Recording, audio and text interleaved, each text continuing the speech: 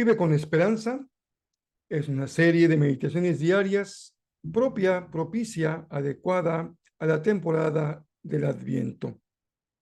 1 Pedro 1, verso 3 dice: Alabemos al Dios y Padre de nuestro Señor Jesucristo, que nos ha hecho nacer de nuevo y nos ha dado una vida con esperanza.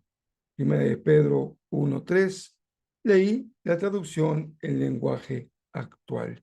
Este es el texto que nos acompañará durante toda esta serie propia de la celebración del Adviento. En esa ocasión, leeremos el pasaje del profeta Isaías, capítulo 7, verso 14, que dice: Muy bien, el Señor mismo les dará la señal. Miren, la Virgen concebirá un niño, dará a luz un hijo y lo llamarán Emmanuel, que significa Dios está con nosotros.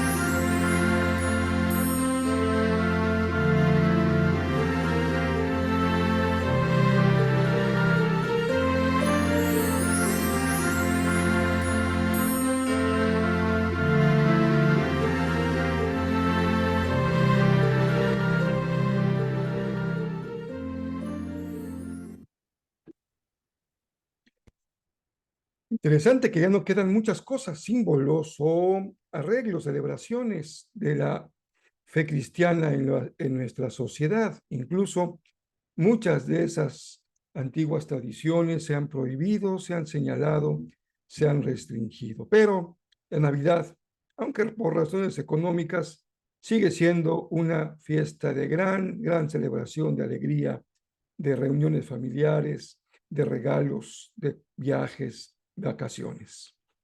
Hoy empezamos lo que propiamente se denomina el año cristiano, también se le conoce como el año litúrgico.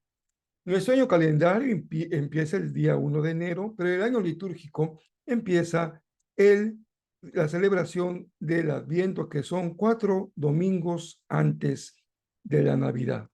En este año 2023, pues será el próximo domingo, primer domingo de diciembre, pero nosotros estamos empezando esta meditación un poquito antes para leer y prepararnos en la gran celebración del Adviento.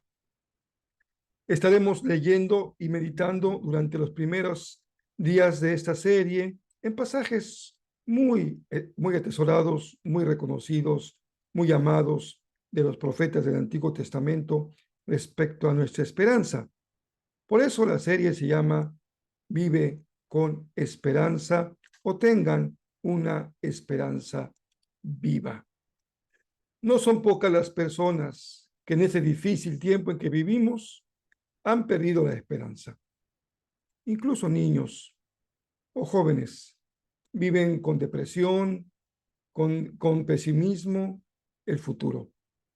Incluso quienes aún guardan en su corazón una actitud de esperanza, se les puede calificar como ingenuos o tontos. ¿En qué grupo de personas te encuentras tú? ¿Tienes esperanza o has perdido la esperanza? Si ponemos nuestros ojos y oídos en lo que sabemos día a día en nuestra sociedad, pues la lista de problemas es larga. Epidemias terribles, impactos inimaginables en razón de las situaciones climáticas como los huracanes, los tsunamis, los temblores, la terrible herida que sangra profusamente de violencia en la familia y desintegración, crisis cada día mayor, más frecuente de matrimonios, la terrible pobreza que pasan los años, las décadas, y va un gobierno a otro, y la pobreza se mantiene como un gran flagelo en la humanidad. Y qué decir de la injusticia que muchas personas viven, y justamente de quienes debieran procurarla para ellos, son los primeros en abusar y en lastimar la justicia. Todo esto parece darles una razón a los pesimistas, pero estamos celebrando el Adviento y Dios nos pone en sintonía con su corazón. ¿Qué significa para ti el Adviento? No todas las iglesias cristianas conmemoran esta fecha. Algunas pasan de largo, perdón, y con dificultad llegan a celebrar la Navidad. Algunos la rechazan incluso, pensando que es una festividad poco cristiana o poco evangélica. Pero a lo largo de los siglos, la Iglesia empezó a poner en el centro de todo su año litúrgico o su celebración cúltica a Jesús. El inicio del llamado año cristiano o litúrgico, por eso arranca con el Adviento, que quiere decir en términos sencillos, la expectativa de aquello que viene. Y entrados los primeros siglos del cristianismo, y con el fin de educar a la Iglesia en la fe en Jesús, se estableció esta época en preparación para la celebración de la Navidad. El Adviento y la corona del Adviento tuvieron como un arranque un pequeño juego didáctico o un esfuerzo didáctico para los niños, para enseñarles el significado de la Navidad.